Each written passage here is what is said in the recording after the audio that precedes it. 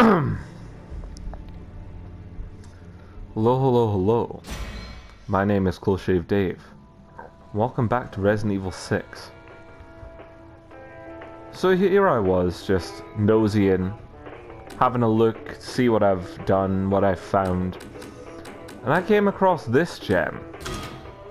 There's information, just like there was in 5.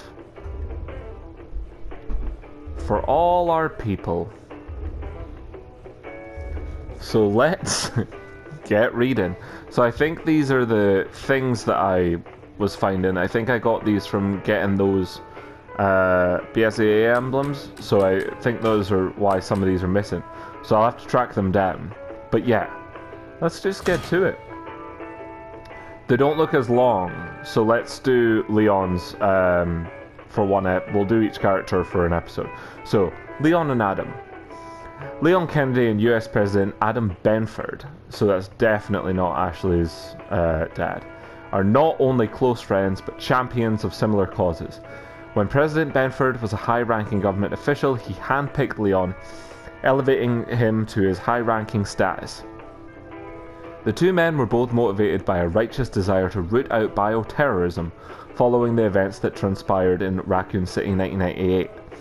Adam had a reputation for being one of the few politicians with integrity, a man of his word, and Agent Kennedy found himself able to trust a man who had never directly faced the evils of bioterrorism.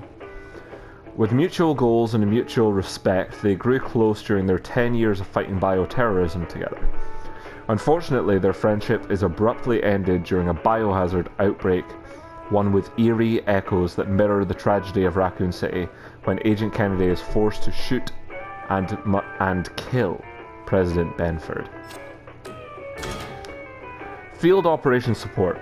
Field Operations Support, FOS, is an organization operating at the highest level of the US government. Its original mission was to provide support for agents from multiple US intelligence agencies discharging their duties around the world as the dangers posed by bioterrorism came to take priority for US security. The FOS was evolved to oversee all operations that deal with the response to and prevention of bioterrorism. The FOS was originally formed in 2011 by Adam Benford, with Ingrid Hunnigan installed as operations coordinator and Leon Kennedy as its chief field agent. Ah, okay. Zombies. In 1998, a biohazard incident involving the T-virus contaminated the entirety of Raccoon City. Inhabitants infected by the virus succumbed to infection, but their corpses were reanimated by the same virus into shambling flesh-eating creatures. Reports from the incident indicated that many of the revenants' eyes were glazed over, and their skin had either decayed or been flayed. As these revenants resembled the Walking Dead of horror fiction, they were given the decidedly unscientific name of zombies. The source of the current biohazard event in Tall Oaks remains unknown, but the stages of infection of the victims bear a striking resemblance to those of Raccoon City. For better or for worse, the appellation of the zombie has been applied to these victims as well. Ingrid Hunnigan. Ingrid Hunnigan is a 33-year-old mission coordinator for the US Department of Defense. The US Department of Defense's Field Operations Support. In 2004, she was instrumental in helping Agent Kennedy recover the then president's daughter from a terrorist group. Was she? I wasn't talking to her for a decent portion of time, although she did send the helicopter, so I will give you that. Level-headed and intelligent, she is competent at hacking into most security systems as well as handling the relevant mission intelligence. She is the guiding voice that has successfully delivered Agent Kennedy from many a perilous predicament. Tall Oaks Cathedral and the Underground Lab. Standing out in the skyline of Tall Oaks is a cathedral that marks a plot of land that has been in the Simmons family for generations. This land primarily serves as a meeting ground for the family's secretive dealings, and there are many hidden passageways and booby traps to obstruct any potential interlopers.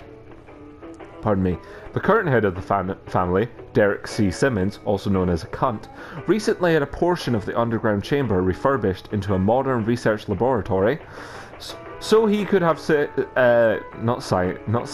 scientists conduct research on the C virus.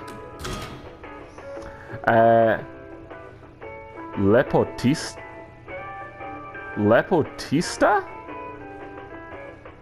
Lepotista is a victim of the C virus, although one that is extremely mutated. The word Lepotista, ironically, is derived from the Serbian word for woman of beauty.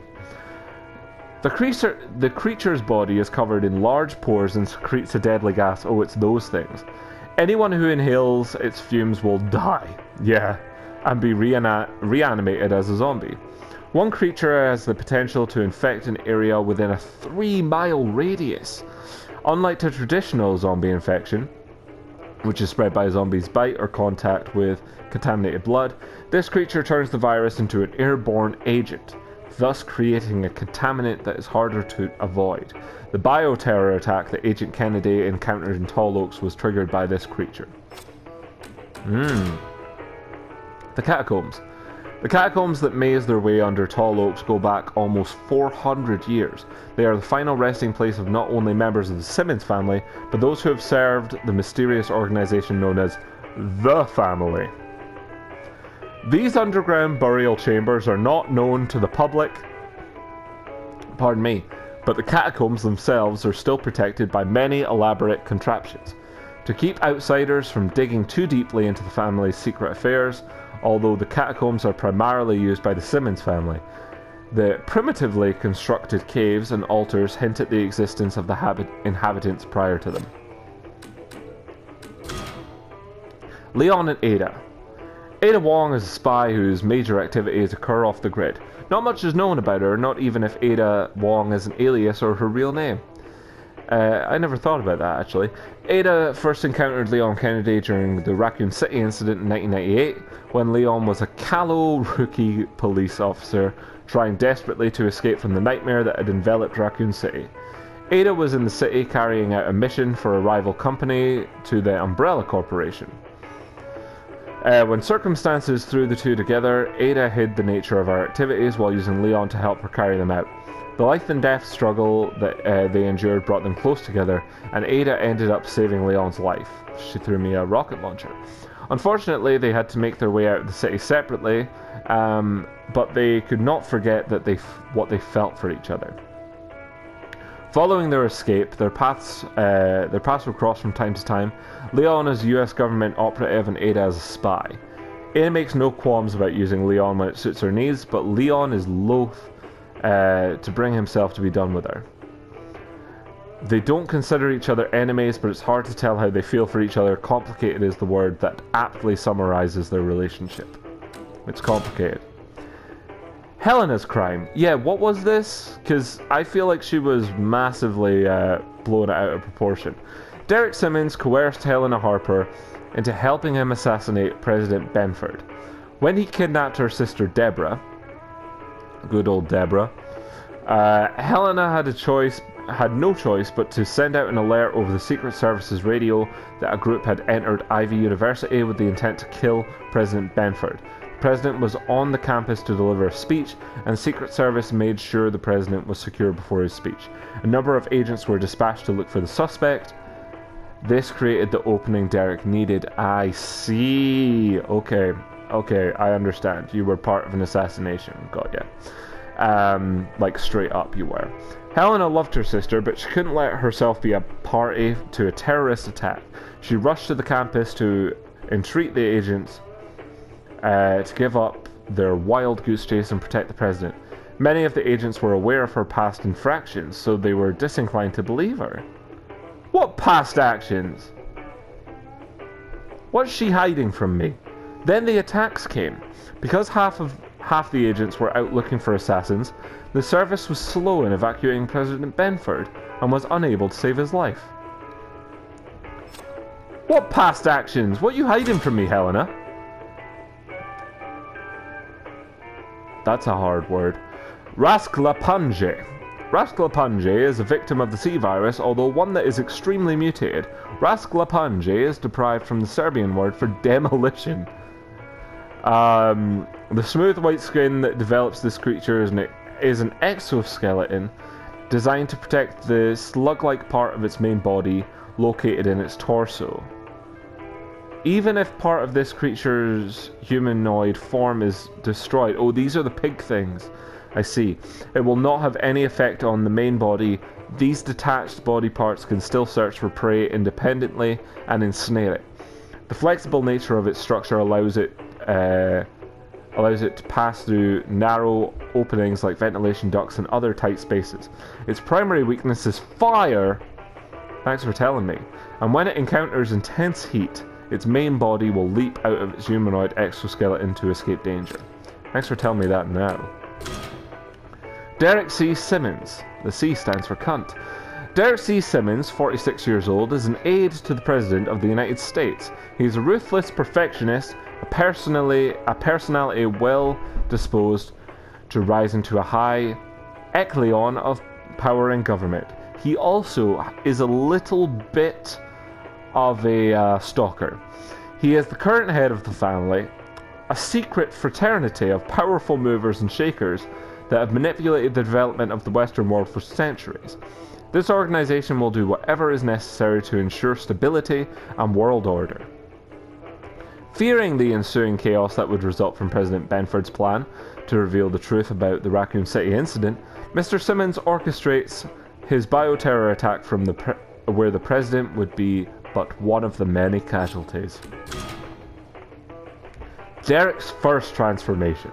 After Derek Simmons is injected with an enhanced C virus, he enters a stage 1 mutation. At this stage, his upper body maintains a humanoid appearance, and his violent tendencies are amplified. Where are they? I didn't notice. He has yet to lose his sense of self. His legs, however, transform into something beast-like, and he is powerful enough to outrun a high-speed train, yeah. He can also use shards of his own bone as projectiles. That's what he was using. Ew! And can fire them off with deadly accuracy. Any bone matter lost in this manner is regrown thanks to the effects of the C virus. Ugh! Gross. Derek's second transformation. As the C virus infection begins to take root in Derek's body, he enters stage 2 mutation.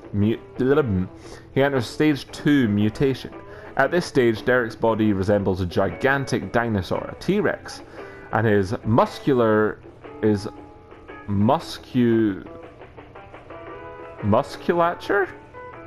quite dense. Unlike the stage 1 mutation, stage 2 Derek behaves instinctually instead of rationally. His driving force is to devour his enemies, and he even goes as far as to leap into the sky and attack a helicopter Ada is piloting. He did do that. So, thank you very much for watching, and we will read Chris's next episode. Goodbye.